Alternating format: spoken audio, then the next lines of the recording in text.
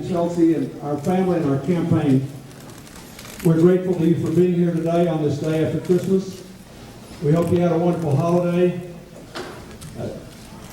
My family had no greater present than the support and the friendship of Tom and Christy Vilsack and their sons Jess and Doug. We are grateful to them, and they did you proud. You must be so proud that this is their hometown. So thank you. I want to just acknowledge a few people our have endorsed her. Any number of governors, including the governors of Ohio and Arkansas, have endorsed her. They believe she's the most electable Democrat in those states. If we just win those two states, and the states that John Kerry and Al Gore won, Idiot, Lights Out, Katie Bar the Door, Play the Song, the Democrats are coming back to the home.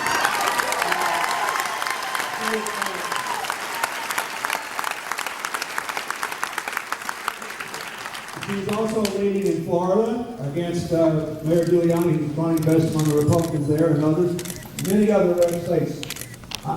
Everything that I know convinces me that if you caucus for her and if she is the Democratic nominee, I believe she. And I say that, I hope, with some credibility, since you were good enough to vote for me twice in Iowa by significant numbers, and I thank you for that.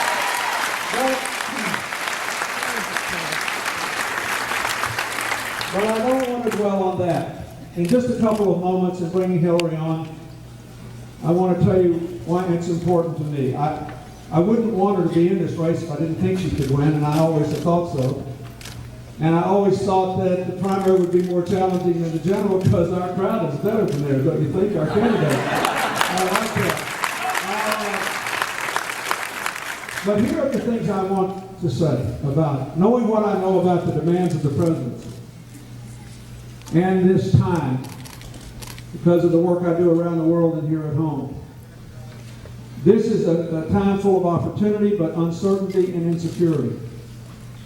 We have rampant economic inequality because of growing differences in income and the lack of good jobs. We have rampant inequality in access to quality education from preschool to access to college. We have rampant inequality in terms of the exploding cost of health care and the number of people who aren't covered. We have two wars around the world. One in Iraq we need to win, we need to get out of without making it worse, and one in Afghanistan we just need to prevail in because those are the people that caused 9/11 and because it's a moderate Muslim democracy that can be a bulwark against terror in the world.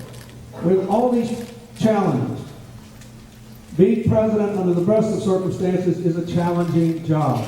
All the easy decisions get made by somebody else. That's what you have help for. There is no help for the hard decisions. Plus, there's a better than 50% chance that something totally unforeseen will happen in the first 12 to 18 months you're in office. We don't know yet where this mortgage crisis is going, and I'm really proud of the fact that Hillary came out with a solution to it months and months and months before the national government did anything. So this is a challenging job in a hopeful but uncertain time. And the next president needs to have the right vision for America and the right big plans with real meat on them. You need to know that somebody actually has a clear idea of specifically what they're doing, not just a general problem. She can talk about both of them. The third thing you need in a president is somebody who has made a lot of decisions that make positive changes in other people's lives. Because even though an election is always written up as a horse race among the candidates, the truth is that the election is about you. And if you reach a certain age in life, it's about your children and grandchildren. As president, is that Hillary has an unbroken record of making decisions that made a positive change in other people's lives.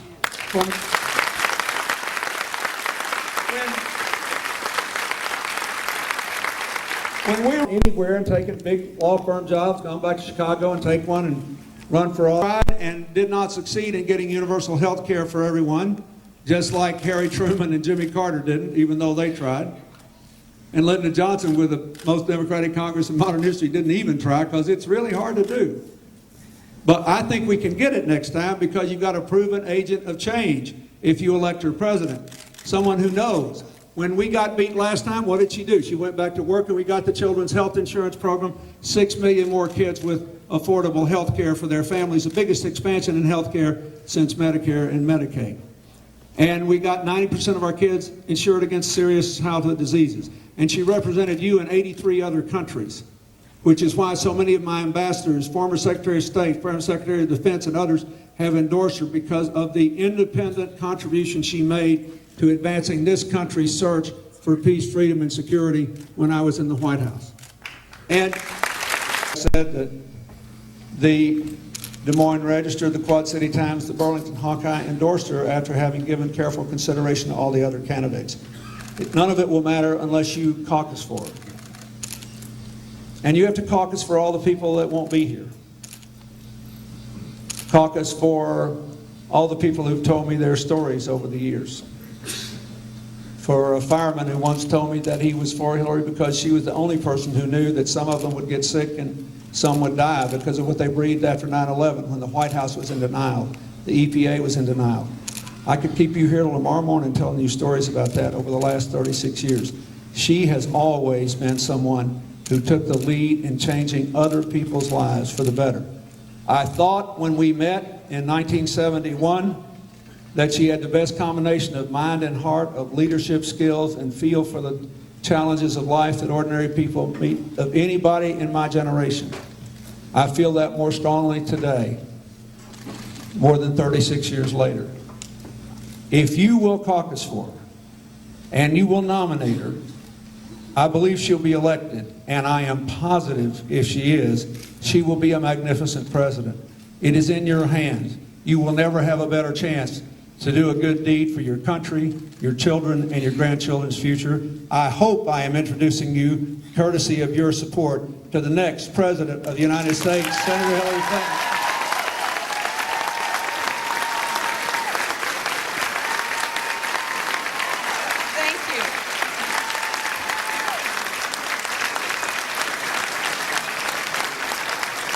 Thank you so much. Thank you. Thank you.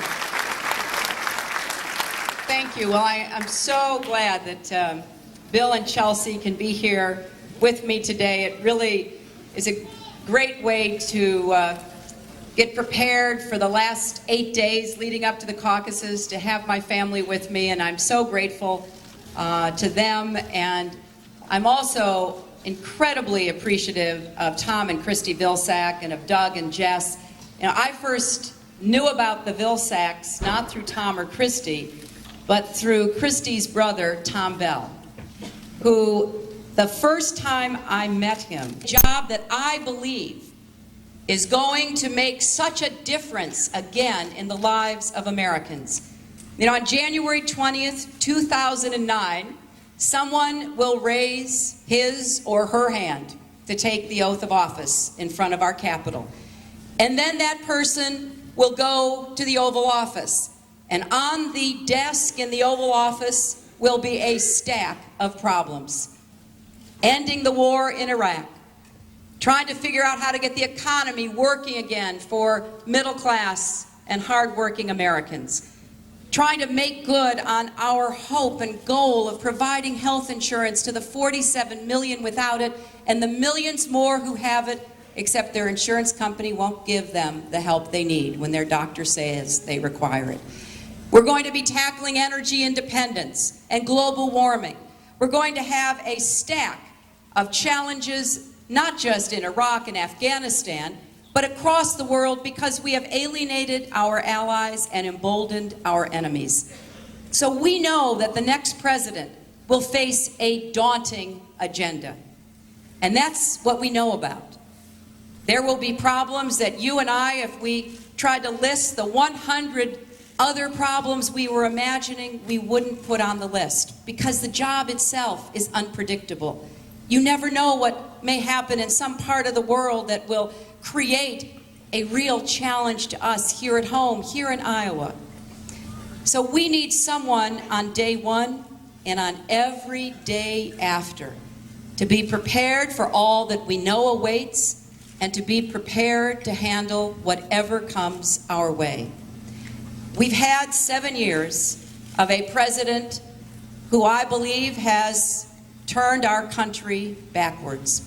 We have failed to meet the challenges that confront us.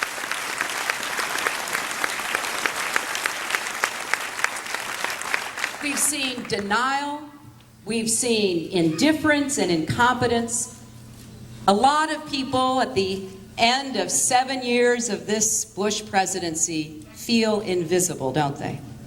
They feel like they're working as hard as they can, but they're not getting ahead, and they've got good reason to feel that way.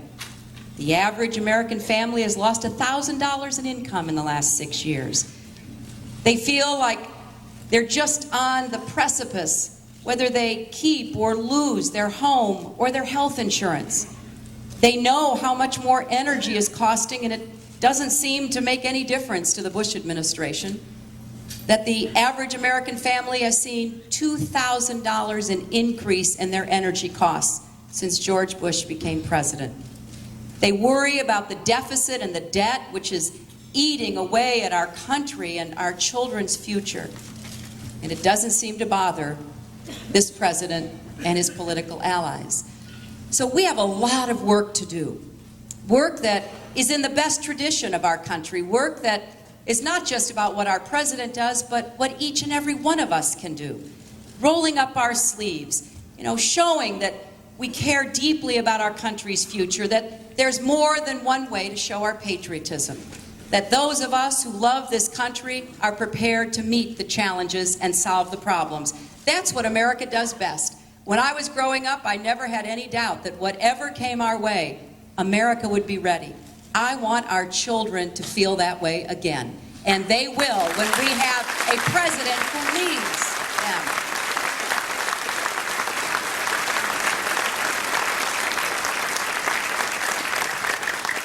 I've been working to make change for 35 years. As Bill said, I went to work for the children to deny their women's rights, deny them the right to vote, deny them health care and education, deny them access to credit, deny them even the right to drive, that those countries are much less likely to agree with our values and our interests. So it was the right thing to do, but it was also important for the United States to be on the side of lifting the aspirations and opportunities for women around the world. And I wrote a book during that time called It Takes a Village to Raise a Child, and in it I argued that every child deserves a champion.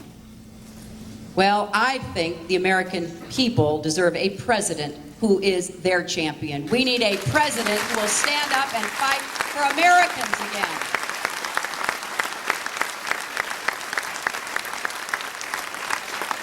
And when the good people of New York gave me the chance to serve them, a lot of people said, well, she'll never be able to work with the Republicans. Well, I said, well, I have a job to do. I'm going to work with anybody to get things done that I believe are right for the people I represent. Because I think that part of the challenge of being in public service is to know how to find common ground and know how to stand your ground. So I began working with Republicans. The first thing that comes to mind is when I learned that a lot of the National Guard and Reserve members from New York, it is sapping our strength, our leadership, our position in the world, and our economy. So I've outlined a comprehensive plan for more homegrown energy. That's essential for our security, but it's also critical to begin to deal with global warming, which we can't any longer deny. But the other benefit of tackling energy independence and global warming is we will create millions of new good jobs. I'm seeing it happen across Iowa. I have been to wind turbine plants. I have been to biodiesel plants. Across Iowa, people are being employed in new plants and factories doing work that we didn't do 5 years ago. But we're behind other countries. Other countries have created more jobs than we have. So let's put our hands together and let's roll up our sleeves and let's get about making good jobs again, part of the American economy and part of the American birthright.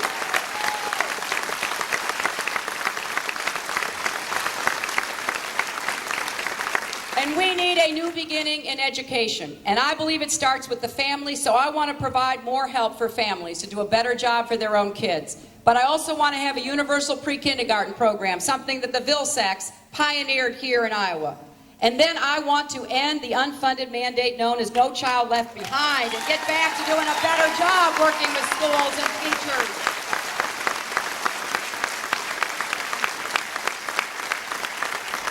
And let's make college affordable again, something that it has gotten out of the reach of so many hardworking families and their kids. I mean, it's such a contrast between my going to college all those years ago when it was a lot less expensive. There were a lot more ways of helping somebody, and we have just slowly undermined it. It is now so much easier from someone coming from a well-off family to go to college than somebody coming from a struggling family who is just as smart, has done just as well. The doors are closed. We're going to open those doors. It's the right thing to do. And we're also going to make it very clear that I want to pay attention not only to the kids who go to college, because most of our young people won't go to college and graduate. And it's time we started paying more attention to them. They build the buildings we live and work in. They fight the wars our country wages.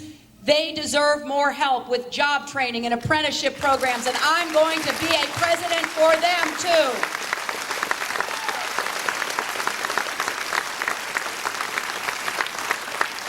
And we're going to have a new beginning to reform our government. I am sick to death of no-bid contracts and cronyism and incompetence and indifference and corruption. They have set new records.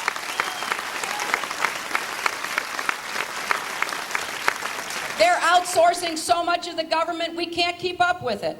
Well, we're going to bring it back. We're going to hold our government accountable, and we're going to give people confidence again in our government. And it's going to start with an old-fashioned idea. How about appointing qualified people for the jobs we ask them to hold in the United States government?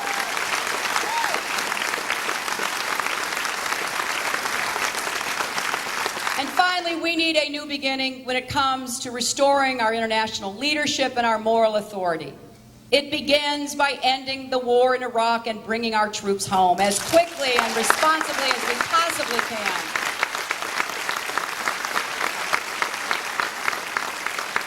I have said on the very first day, I will meet with the Joint Chiefs of Staff, my Secretary of Defense, the security advisors, to make sure we have a plan that can begin to bring our troops home within 60 days.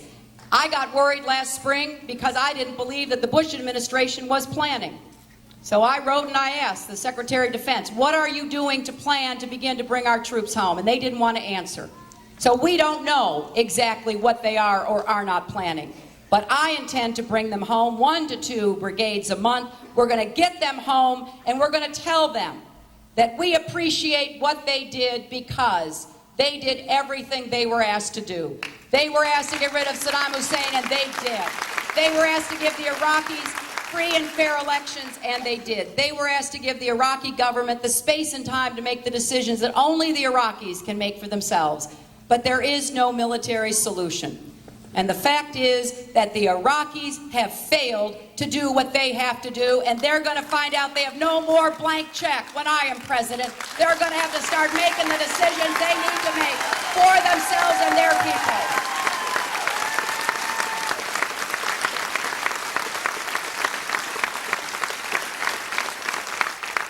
But you know, that's not our only problem. We've got problems as far as the eye can see. You just take a globe out and whip it around, put your finger down, we got a problem, thanks to George Bush. So we got to send a very clear message to everybody in the world. And I intend to do that. I'm not even going to wait until I'm inaugurated. As soon as I'm elected, I'm going to be asking distinguished Americans of both parties. Because you see, I think we need to get back to a bipartisan foreign policy where it's not Democrats versus Republicans, it's Americans working to make the world better. And I'm going to ask these distinguished Americans to travel around the world on my behalf with a very simple message. The era of cowboy diplomacy is over. We're going to start working with the rest of the world and building a common future. Now, there's so much to be done, but I can't do any of this without your help. You know, picking a president starts in 8 days at the caucuses right here in Iowa. You have an awesome responsibility. The entire country and even the world will be watching. I want you to ask yourself, who will be the best president? Who, if something happened that none of us can predict now, would be there able to respond and act on behalf of our country immediately? Who can use experience and qualifications and contacts and ideas and plans to get us moving together again? If you will go and stand up for me, I will stand up for you every single day in the White House. But remember, when you go to the caucuses, you're not just there for yourselves. You're there for your families. You're there for your children and your grandchildren. You're there for people who can't be there. You're there for every Iowan who's serving our country in Iraq or Afghanistan or elsewhere in the world who can't get home to go caucus. You're there for everybody who has to work at night, like the nurse that I met in Marshalltown last week who drew the night shift on the 3rd and doesn't think she'll be able to change it and be able to come. Think about all those people who are working nights, maybe doing 2 jobs, who need a president who will stand up for them, that will see them and their problems, will fight for better wages and working conditions and health care for them. So you see, this responsibility is one that connects you to literally thousands and even millions of people that you'll never know. They won't know you, but you'll be there for them. You'll be there making the decision that will begin us moving toward the most important election that we've had in a very long time. I need your help, and I pledge to you that if you give me your support by standing up for me on January 3rd, I will wage a winning campaign. You know, the Republicans have thrown everything they could at me for the last 16 years. It drives them crazy, but I'm still here and I'm still standing.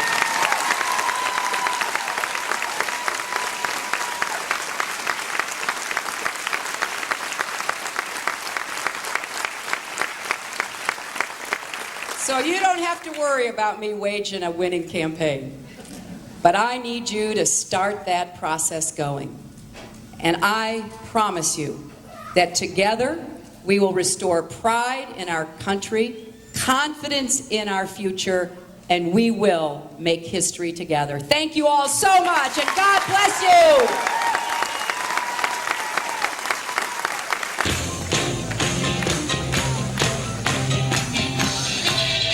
I can tell you just from a personal level, I started out involved in this campaign with Senator McCain with a great deal of respect for the senator. But I can tell you, the more time that he has spent in Iowa, as he has been visiting Iowans from town to town, and in some cases going door to door, he's the next president of the United States. Thank you.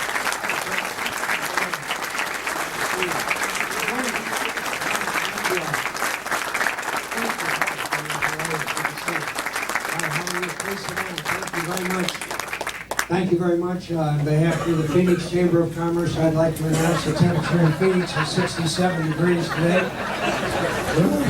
Thank you, but it's great. It's very invigorating today. Thank you all for coming out.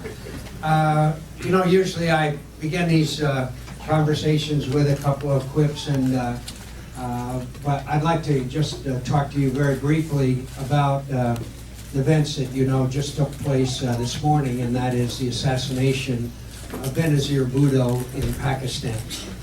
First of all, I think we all can appreciate why this is so important to America.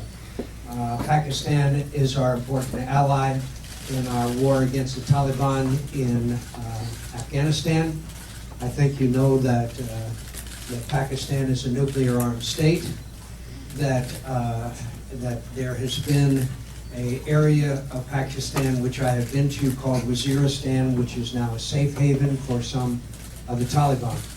I think you also know that there's been a lot of domestic upheaval going on in the country, and apparently it was proceeding to a situation where Musharraf, who had stepped down as the leader of the military and was running for president, was very likely going to succeed there, and Benazir Bhutto was going to probably be the prime minister.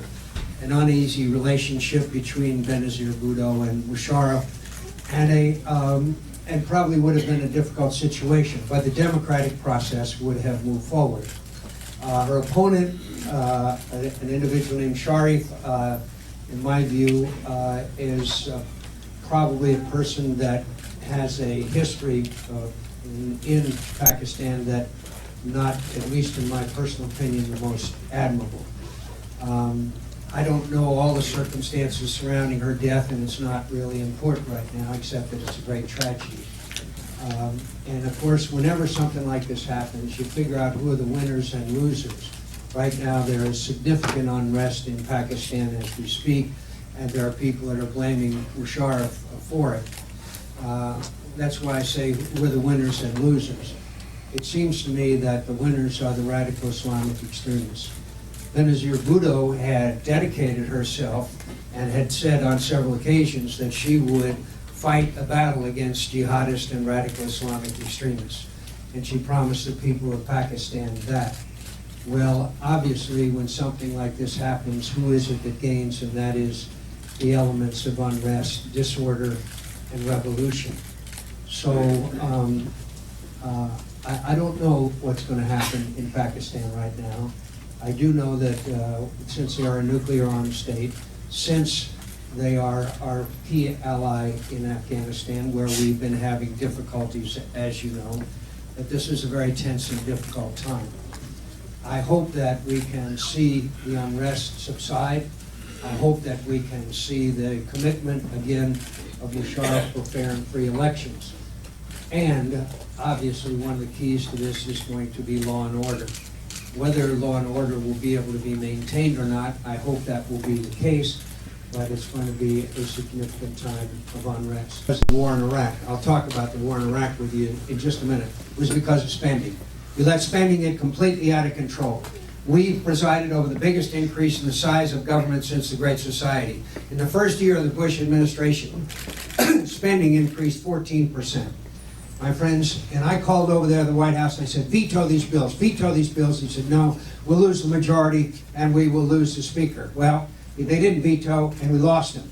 You know, Ronald Reagan used to use, I stole a line from Ronald Reagan, I stole many lines from Ronald Reagan, and one of them he used to say is, Congress spends money like a drunken sailor. Only he said, I never knew a sailor, drunk or sober, with the imagination of Congress. Well, that's a pretty good line, and I use it all the time. And I'm not making this up when I tell you, I'm not making it up. About 6 months ago, I got an email from a guy, and it said, as a former drunken sailor, I resent being compared to members of Congress. So we spent $3 million of your tax dollars to study the DNA of bears in Montana. I don't know if that was a paternity issue or a criminal issue. And the tipping point, of course, as you know, was the $233 million bridge in Alaska to an island with 50 people on it, a disgrace and an outrage. A disgrace and an outrage. And there is spending and corruption in Washington. I don't use that term lightly because there are former members of Congress residing in federal prison today. And it's going to stop. When I'm President of the United States, my friends, I'm going to take a veto pin, an old pen that Ronald Reagan gave me years ago, and I'm going to veto every big spending bill that comes across my desk. You will know their names. I will make them famous. And we'll stop it. And I'm proud to stand before you at 24 years in the United States Congress. I never asked for nor received a single earmark project from my state. And I can tell you that my state is doing pretty well. According to recent reports, Senator Clinton has gotten $500 million worth of earmark projects, including what you may know about the Woodstock Concert Museum. The Woodstock Concert Museum, both a pharmaceutical as well as a cultural experience, as you know. And frankly, if the people in New York want to spend money for that museum, let them. But I don't want them to spend your money, and I don't want them to spend the people of Arizona's money to do it. So I'll stop the spending. Look, we're going through a period of economic difficulty coming up. I don't know how hard the economy is going to be hit by the subprime lending thing. I don't know any expert that does. But I think we all know it's going to be a difficult time. And we have to make sure that people are able to, if oil goes to $100 a barrel, we would be sending $400 billion a year to countries overseas that send us that oil. $400 billion out of America's economy. Today, it's $1 billion a day. So that makes you understand better this issue of the Chinese owning our paper and that outflow of American dollars because we're purchasing oil. Now, my friends, among many other things, we have to, as well as ethanol, I keep mentioning ethanol, I don't know why, but one of the main areas is nuclear power. My friends, nuclear power is safe, it's inexpensive, it does not emit greenhouse gases, and the United States Navy has sailed ships around the world for 60 years with nuclear power plants on them, and we've never had an accident. And I believe we have to go, we either reprocess or we store the waste or maybe both. By the way, the French, 80% of the French electricity is generated by nuclear power. Now, we all want to imitate the French, but the fact is, and by the way, in case you missed it, I'm sure you didn't, we now have a pro-American president of France, which shows that if you live long enough, anything can happen in this world, and that's, we're very grateful. Let me just end up with talking to you about the war in Iraq very briefly. My friends, I keep hearing from commentators, they say, well, the war in Iraq has receded from the front pages. How does that make you feel? I said, it makes me feel wonderful. It makes me feel wonderful because we are succeeding in Iraq, because the casualties are down, because things are better in Iraq, and they are better. My friends, I was there Thanksgiving. And I guarantee you, from what I've seen, we are succeeding. But I want to emphasize to you, as strongly as I can, if you remember nothing I say, remember this. Al-Qaeda is on the run. They are not defeated. They're on the run, but they're not defeated. In Anbar province today, my friends, there was a few weeks ago in Ramadi, one of the hottest places there ever was in this whole conflict, they had a 5K run. One of the leading news outlets on the evening news about a week or so ago had a story about they went for 24 hours in Baghdad without a single act of violence. It's a dramatic change and a dramatic improvement, but we still have a long way to go. What's the bad news? The Maliki government is still not functioning effectively, although there is some movement. The Iraqi police are still ridden with Shiite militias. And the hardest thing in any country, in the world, in the history of any democracy, my friends, is not elections. You can have an election every day. It's rule of law. Rule of law. Al-Qaeda's #1 target in Iraq today are judges. The judges. They want to kill the judges. And you can certainly understand why when you think about it. But I want to tell you that I believe that if we continue, that success will be Iraqis taking over more and more of their responsibilities that are now handled by American military. American military withdraws to bases. The Iraqi government starts functioning, flawed but effectively. My friends, there's no Thomas Jeffersons in Iraq. Saddam Hussein killed off any of them. Killed them off. So it's going to be hard and long and tough. But I guarantee you, if we'd have done what the Democrats wanted to do 6 months ago, and had set a date for withdrawal, Al-Qaeda would be bragging to the world that they beat the United States of America. So let's remember these brave young Americans during this holiday season as they are serving their country far away and in harm's way. And I just want to just end up with a brief story to tell you, and that is that when I supported the Petraeus surge, which no other candidate, there is no other one running on either side that said the Rumsfeld strategy is doomed to failure and the Petraeus strategy is the one that can succeed. Why did I know that? Because I've spent my life, my friends, the last 20 years on national security issues, and I have the knowledge and the experience and the judgment to lead. And none of the others did. In fact, I was criticized severely for being disloyal to Rumsfeld at the time. I think you know where my loyalty lay. So finally, and when things are at their worst, many people predicted that John McCain's political career was over. And I said at the time that I'd rather lose a campaign than lose a war. And every once in a while, you have an experience that puts everything in the right perspective for you. And that took place at a town hall meeting in Wolfboro, Massachusetts, New Hampshire, a couple of months ago. In Wolfboro, a woman stood up and said, Senator McCain, will you wear this bracelet with my son's name on it, Matthew Stanley? I said, I'd be honored to wear the bracelet. She said, my son Matthew was killed, he was 22 years of age, out in combat outside of Baghdad just before Christmas last year. Would you wear this bracelet with his name on it? I said, I would be honored to do so. And then she said, Senator McCain, I want you to make me one promise. I want you to promise me one thing, that you will do everything in your power to make sure that my son's death was not in vain. My friends, that's what it's all about. That's what this is all about. And I believe that whatever happens, that this nation, although divided about the war, is not divided in our support of these brave young Americans who are serving our nation with courage and bravery and distinction. And keep them in your thoughts and prayers during this holiday season. Thank you very much, and thank you for coming this morning. I appreciate the opportunity.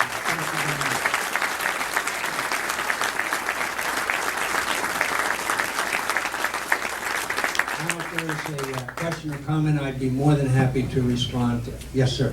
Good morning.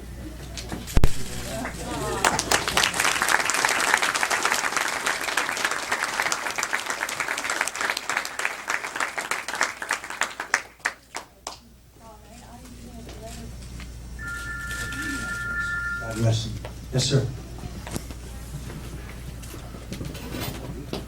Senator McCain, I just want to tell you that I truly believe you're an admirable American, not only for your service to the country through the Navy, but also in your bipartisanship in Congress. One of the things that I've admired about you is that you're willing to work across party lines with fine brother in Wisconsin and Kennedy in the immigration bill, which, by the way, I thought you were on the right track with your immigration proposals. But one of the things that the polarization in Washington is so bad. What do you think?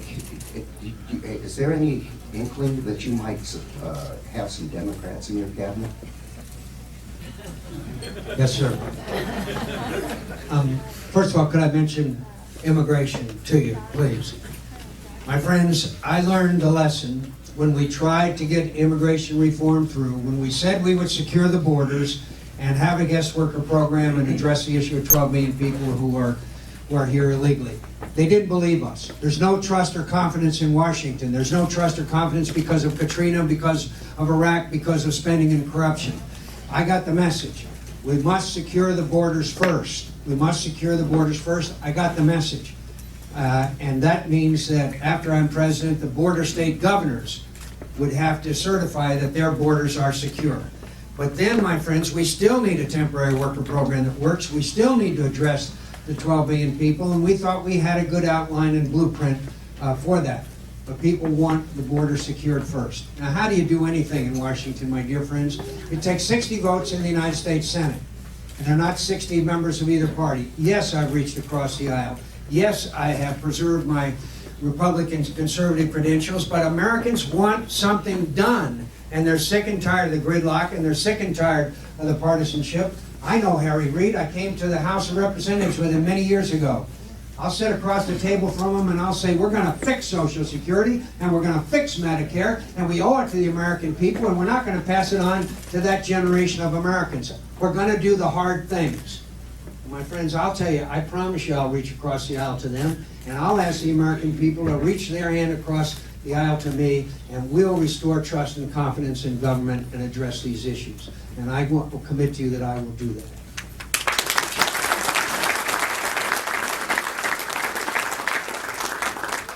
This morning, I was wondering how you feel about 8 years of presidency. Do you think you're going to be measure up to it physically? Well, you know, the last trip I made here to Iowa, I brought my 95-year-old mother with me. She's a remarkable person. I hope you have a chance to see her. Last Christmas, she wanted to drive around France, and so she flew to Paris and tried to rent a car. They told her she was too old, so she bought one. Yeah, I feel great. I feel just fine. And frankly, at this time now, here after all this preparation, all of the, all the work and the organization, everything, we're really getting the home stretch now, and it's really exciting. It's really exciting. It's exciting. My friends, I stood 5th from the bottom of my class at the Naval Academy.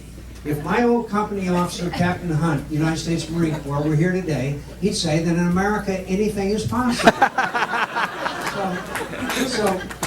No, it's so invigorating. And it's an honor. It's an honor that people would take their time out on a very cold morning to come and spend this time with me. It's a great honor. And I will never forget it, and I will never tell you, I will always tell you that win or lose, we will be able to look on this campaign and say, we ran an honorable campaign. And that's what I want my legacy to be. And I thank you.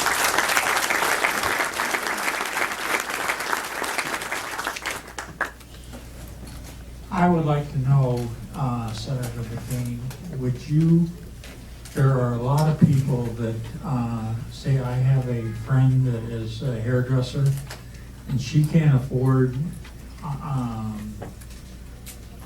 insurance because she's self-employed and everything. How do you feel that we can take some of these earmarked money and spend on healthcare or something like that to help get these people who are struggling for uninsured or non-insured? Thank you, sir. And by the way, Walt Tomenga is here. Walt, thank you, Walt. Thank you for being here. Our representative, Walt Tomenga. Walt, thank you very much. And we thank Walt for being here. Thank you. Rick Thompson, I mentioned here, and Dave Roeder, I mentioned a charity. And when I think I earn it, I will take it anyway. I think it contributes to the cynicism that people have about Congress today, that they think we live different lives. And when you look at some of those benefits, certainly that's the case. Now, we did put ourselves under the regular Social Security system some years ago, but all I can tell you is that it's not an accident that the approval rating of Congress is in the teens, 14, whatever you see. It's down so low, it's down to blood relatives and paid staffers. Can't get any lower. Look, the only thing I have against term limits is that I see people like Dick Lugar, for example, and he's been in this Senate for a long time. He's one of the most respected people in America on national security issues and others, and I think to arbitrarily say that he has to leave, I don't think is correct. What we need to do, in my view, is have a better gerrymandering or redistricting and do away with the gerrymandering. In Arizona, we have adopted a procedure where retired judges and other respected officials do the redistricting, not the political parties. If you had more competition, then I think you would see less pressure towards the issue of term limits. It's my recollection that the state of California has 53 members of Congress, and I've forgotten how many members of their assembly. They did such a great job, not only that, but gerrymandering, that a couple of years ago, every single one of them were reelected. It's marvelous to have that kind of public servants in it. So I think you need to really, I'll be glad to sign that for you, sir. So I think we need to have more balanced districts that are more competitive rather than them being lifetime seats in some respect. I understand it. Could I just say, my friends, I'm asking for your vote. I'm asking for your vote because I believe that the transcendent challenge of the 21st century is radical Islamic extremism. I believe my life and my experience and my knowledge and my judgment qualifies me to serve you. I wouldn't be seeking this office if it were not for that challenge that I think we face. I'm grateful that you would come out this morning. It's great to be back, and I look forward to seeing you all at the caucuses. And again, I'm greatly honored that so many of you would come out and greet me so warmly this morning. And I just want to tell you, as President of the United States, there will be times when you strongly disagree with me, but it won't be because I have taken any political position. It is because I've done what I think is the right thing, and I will never let you down. Thank you very much, and thank you for coming. Senator, thank you very much. Ladies and gentlemen, thank you so much. A special thanks to the all So if you do not know where your caucus site is, you can go to johnmccain.com and all the President of the United States, Senator Fred Thompson.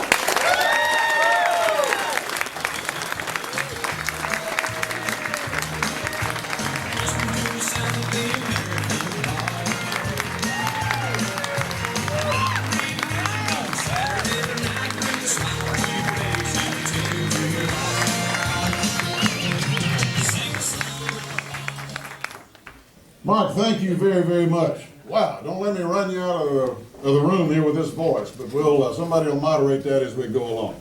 Thank you for that introduction. Thank you for the brevity of that introduction. Gives me more time. Well, you said a whole lot in a short period of time. I love that. I appreciate that, and I agree with everything you said. Thank you. By the way, I just want to first of all thank so many of you who have helped me out so much here.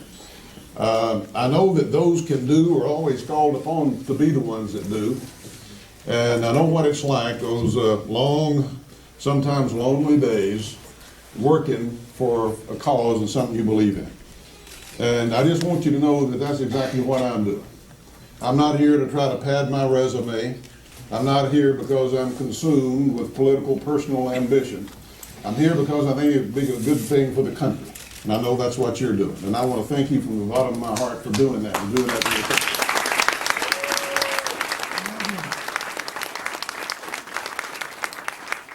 I took a couple of days off and went back east and enjoyed all of the bounties that the holiday season and Mama provide. And it was wonderful, except when I got back on the campaign trail, I found out that somebody had shrunk my jacket. I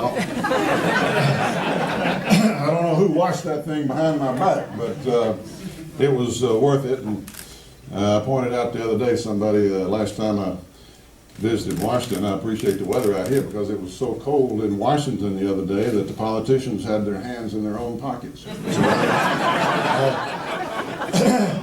Hadn't got that cold out here now. Uh-oh. There's not any politicians here in the room, are they?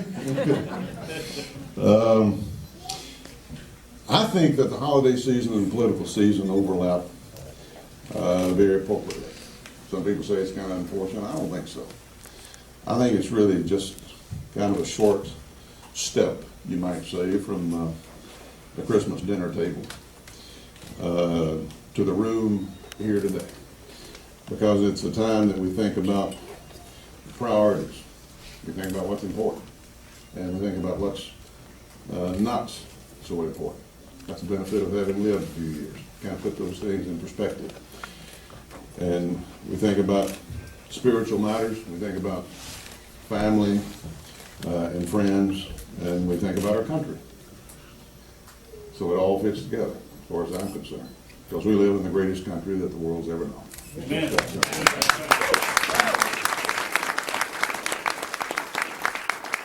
it's every generation's obligation to make sure we keep it that way. That's what it's all about. And in order to understand how we can keep it that way, we got to understand how it got that way. And I think it got that way in large part because of the strong, common sense, conservative principles that we have shared as a people and that has united us for over 2 centuries. I'm talking about back from the very beginning when the Declaration of Independence was created and reminded us that our basic rights come from God and not from any government. And then they created a document that delineated the powers of the federal government to be confined to those delineated in the Constitution of the United States. And we started out on this journey, a free people, and free markets, and based on certain notions and principles such as a dollar belongs in the pocket of the person who earned it unless the government can give us a good reason why it can spend it better than we can. It's based on the notion that you don't spend money that you don't have. And you sure don't borrow against your grandkids and your children. That's right. And borrow stuff that only they can pay back. It's based on the notion that we don't go looking for a fight in this country. But we realize that the best way to avoid a fight is to be stronger than our adversary. And if we find ourselves in one, it's necessary to prevail Because to do otherwise will make it a much, much more dangerous country for us to live in, or us to have to raise our family in. It's also based on the notion that we the people, decide our social policy in this country, not an unelected federal judiciary. And that we need a judiciary that will follow the law and the Constitution and not make it up as they go along.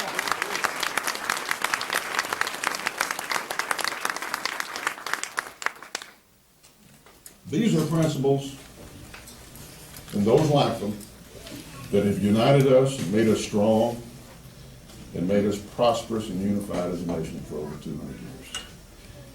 And yet, as unassailable as we might think they are, they're under assault today. They're under assault from society in many different ways. And they're primarily under assault in this election year and next year by a left-wing, big government, high taxes, weak on national defense, Democratic Party that's just salivating to take back power, to lead us down the road of a welfare state, and we're not going to let that happen.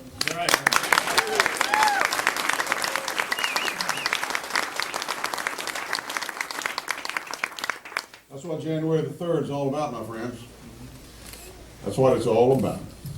After all the hoopla is said and done, all the polls have been taken, which usually are wrong, by the way. If I check my Iowa history, as far as caucus polls, I look back at 1980 and 88 and 94 and things like that. After all that's said and done, we get down to answering a fundamental question. And that is, which man do we want to represent us to stand against this assault? Which man do we want to stand strong for our principles and our values? Now, I use that word man advisedly this year. Now, I'm an equal opportunity. I believe in the rights of all American citizens. I have a daughter that I fully expect to be back out here in Iowa running for president someday. But this year, it's a man, and next year it's going to be a man. I see nobody else that qualifies the president of the United States next year.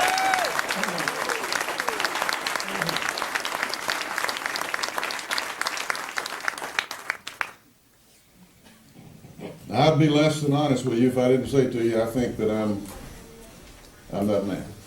I know that I know we're going into an era that's going to require strong leadership. I think we're going to need somebody who understands the glories of America's past, what we need to do in the present, and how great our future can be if we do the right thing. How do you judge a person running for president? I say, what does he believe and where's he been? My beliefs are pretty straightforward. I've got them all laid out in papers, and there's a bunch of them. But among my core beliefs is the fact that we need a simpler, flatter tax system that you can fill out on this if you want to run for president of the United States. I was out here for Jim Lightfoot. I was out here for Jim Nussle. I was out here every time Chuck Grassley told me to come out here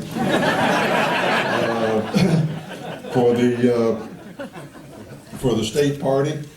But in this particular time, it's special, not just because we're talking about the presidency of the United States, but because of the times that we're in, and because of the seriousness of the issues that are on our plate as a nation. Now, I said what a fellow believes, and I also said where he's been. Well, my record is pretty clear. I had the opportunity to serve in Washington dealing with the very issues that are involved in this presidential race now. They weren't state issues, they weren't local issues, they were national, federal issues. And I and my colleagues passed 5 major tax cuts. I and my colleagues passed welfare reform. We balanced the budget 4 years in a row. We fought for conservative judges. And I compiled a 100% pro-life voting record, which I'm very proud of.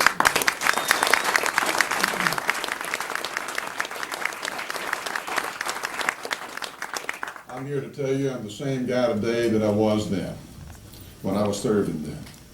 And yeah, I even cast a lone vote every once in a while when I thought it was necessary. 99-1, and I was the one. And I still think I'm right.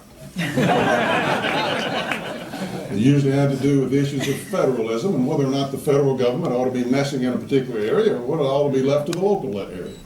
Just because it sounds good doesn't mean that the questioning ought to be beginning with regard to what the federal government can do. Is it a proper role for government? And if so, at what level of government? My colleagues didn't like to go through that exercise, but I went through it every time.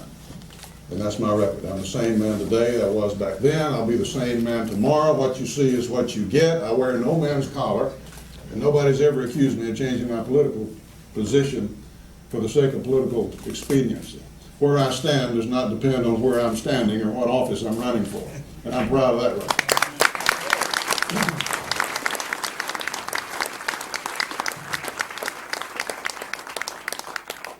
When I served in the United States Senate, I tried to concentrate on matters that I thought were the most important to our nation. Those matters of national security. Safety of our people comes first and foremost, and everybody's consideration. Introduce the guy who's going to introduce the guy. A new leader for a new century, the next president of the United States, Barack Obama.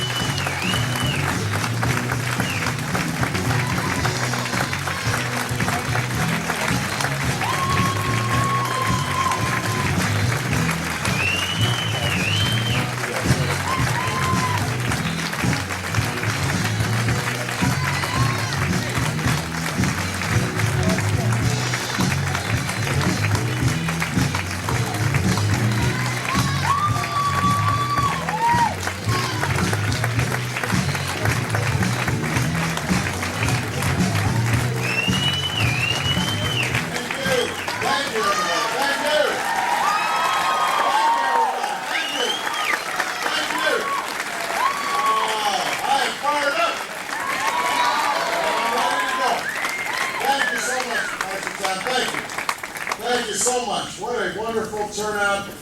Thank you all for taking the time. Merry Christmas, everybody. Happy New Year. I got what I want for Christmas, which was to watch my daughters open presents and to get 8 hours sleep. It was great. I'll put a new pep in my step. There are some people who I want to make sure to acknowledge because this will allow these guys to be able to keep track of who's caucusing and make sure that they're giving you the information you need in terms of where to caucus, what precinct to go to. So let me just see a show of hands. How many people are planning to caucus on January 3rd? Raise your hand. Be proud. Be proud that you're a caucus going. All right. How many people are still undecided about who they're going to caucus for? Raise your hand. Okay, you see, we got some live ones here. All right, guys, did you catch it? All right. Hopefully we're going to reel them in. But if you are willing to be as an Obama supporter, we would love for you to fill out one of these cards. All right, give them a big round of applause again, please.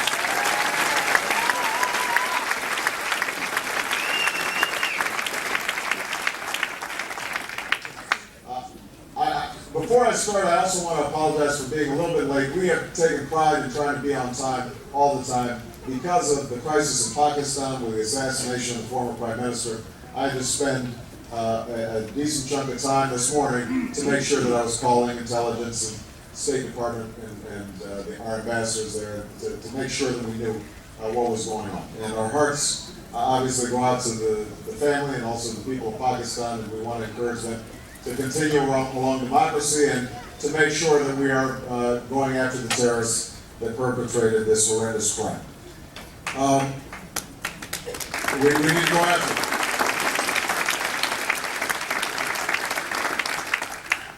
You know, 10 months ago, it seems just like yesterday, but 10 months ago, in, I think it was 6-degree weather, maybe it was 7 degrees, but it was cold that day.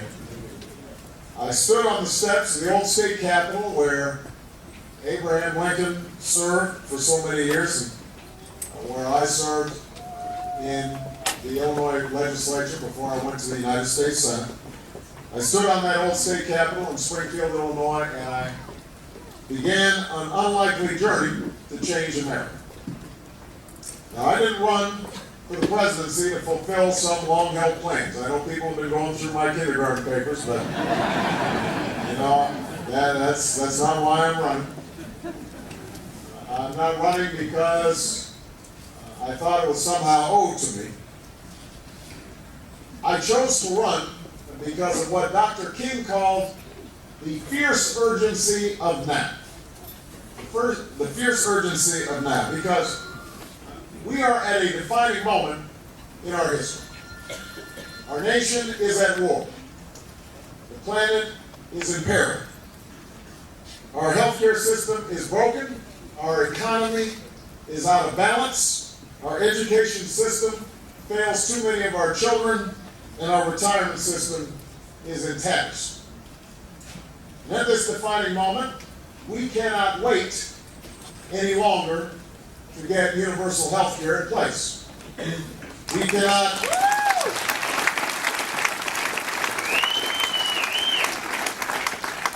cannot wait to fix our schools. We cannot wait for good jobs and a living wage and pensions that we can count on. We can't wait to halt global warming. And we can't wait any longer to bring an end to the war in Iraq.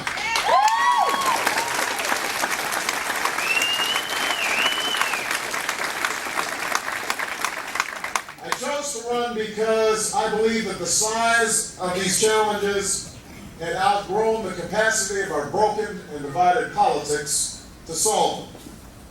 Because I believe that Americans of every political stripe are desperate, are hungry for a new kind of politics.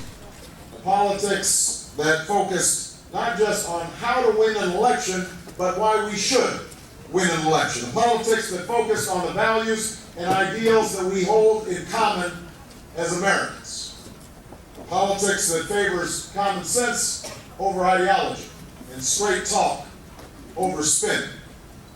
And most of all, I believed in the power of the American people. I believe in you to be the real agents of change in this country, because we are not as divided as our politics would make it seem. Because we are